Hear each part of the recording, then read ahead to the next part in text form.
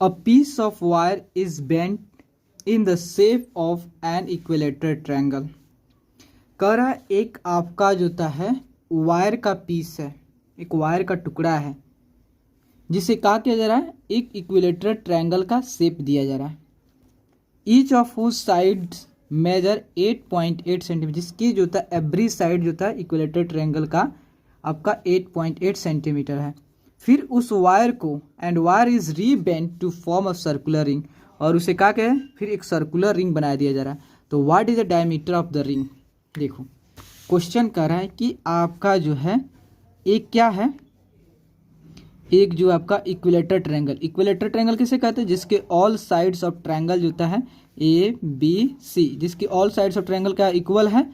तो इक्वल है मीन्स इसे आप इक्विलेटरल ट्रायंगल कहोगे, इक्विलेटरल ट्रायंगल. ठीक है, इक्विलेटरल ट्रायंगल होगा. ठीक है, इक्विलेटरल ट्रायंगल. जब इस इक्विलेटरल ट्रायंगल को जिसकी एवरी साइड जो है कितना दिया है आपका 8.8 सेंट, सभी साइड जो था आपका 8 सेंटीमीटर दिया. इसकी साइड जो है कितना है, 8.8 सेंटीमीटर इसका साइड है. ठीक है, उसके बाद क्या किया गया, इसको इस इक्विलेटरल ट्रायंगल को रीबेंड कर दिया गया. देखो यही केवल इसे एक वायर था, और वायर मीन्स यह मीन्स इसके टोटल लेंथ अगर आप A B plus B C plus A C A कर दोगे तो आपका इसका टोटल लेंथ, इस वायर को फिर रिवेंट करके एक सर्कुलर रिंग बना दिया गया.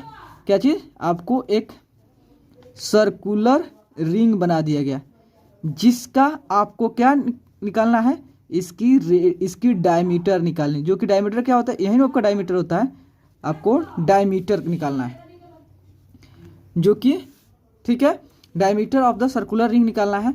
तो देखो जो आपका जो वायर था, टोटल लेंथ इसमें भी टोटल लेंथ इसमें मिली, तो टोटल लेंथ दोनों का टोटल लेंथ सेम है. तो मतलब इसका जो था पेरीमीटर, इक्विलेटरल ट्रायंगल का पेरीमीटर इक्वल होगा आपका सरकमफ्रेंस ऑफ सर्कल. इसका भी पेरीमीटर कह सकते हो बट नाम चेंज हुआ है, सर्कल केस में सरकमफ्रेंस कहते हो. देखो देन यहाँ लिख सकते हो आपका पेरीमीटर ऑफ जो है equilateral triangle, perimeter of equilateral triangle जो होता है इक्वल टू होता है circumference of the circular ring. Circumference of the circular ring जो होता है पेरीमीटर ऑफ इक्विलेटरल ट्रायंगल. देखो इसके सभी साइड्स इक्वल है. देन अगर आपका ए बी निकाले, अगर ए बी बी सी सबको ऐड करो, याद होता है अगर ए बी निकाल के उससे आप 3 से मल्टीप्लाई कर दो, 3 साइड है, देन आपका निकाल सकता है कि नहीं. देन पेरीमीटर ऑफ सर्कल, इससे देखो 3 इंटू ए होता है, ए फॉर आपका साइड होता है, या एस भी लिख सकते हो, एस फॉर साइड. एंड जो होता है क्या, सरकमफ्रेंस ऑफ द सर्कल, क्या सर्कुलर रिंग जो होता है यही रिंग होता है ऐसे, तो इसका भी होता है 2 पाई आर होता है. देखो साइड आपको कितना दिया है, किसका, आपका जो होता है जो आपका इक्विलेटरल ट्रायंगल साइड 8.8 है. ठीक है, इसे 2 पाई आर कैसे लिख सकते हैं, पाई इंटू 2 आर, क्योंकि आपको डायमीटर निकालना है. और देखो डायमीटर इजकल टू क्या होता है आपका 2 आर होता है. तो आप 2 आर की जगह जो होता है 2 आर की जगह आप डी लिख सकते हैं. तो ये आपका 2 आर है, इसके जगह आप डी लिख सकते हो, जो कि डायमीटर होता है आपका, जो होता है डायमीटर होता है कि नहीं. तो यहाँ पाई इंटू जो होता है आपका डी. ओके, देन आपका 3 इंटू 8.8 पाई नीचे है, तो देखो इसके बदले पाई के बदले क्या लिखो, 22/7 इंटू डी.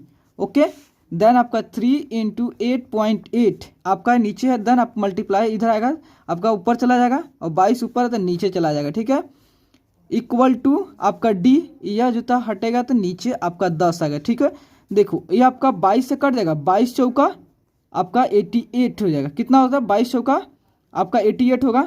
अगर नहीं आता तो आप 11 से 11 दूना 22 और 11 चौका 11 88, देन फिर 2 से 2 कट होगा तो आपका 4 आ जाएगा. ठीक है, देन आपका देखो 8 4 3 12 12 7 आपका 84. देखो कितना आया था, 3 इंटू जो था 4 इंटू 7/10 इक्वल टू डी. तो 4 3 12 12 7 84 हो गया. तो 84/10 इक्वल टू डी. तो आप चाहते हो कि इसे फ्रैक्शन में डेसिमल में रखें, देन जो था आप राइट साइड से एक डिजिट के बाद डेसिमल लगा देते हैं, क्योंकि जितना जीरो होता है तो आप राइट साइड शुरू करते हो उतने डिजिट के बाद यहाँ पर क्या करते हैं, डेसिमल लगा देते हो. आपका आंसर कितना, 8.4 जो होता है सेंटीमीटर जो होता है आपका जो होता है डी हुआ. मीन्स जो होता है यहाँ पर क्या है, डायमीटर जो होता है डायमीटर ऑफ जो है सर्कल हुआ, डायमीटर ऑफ सर्कल। प्लीज़ दोस्तों अगर आपको वीडियो अच्छे लगे देन लाइक एंड सब्सक्राइब जरूर करें। Okay, thank you.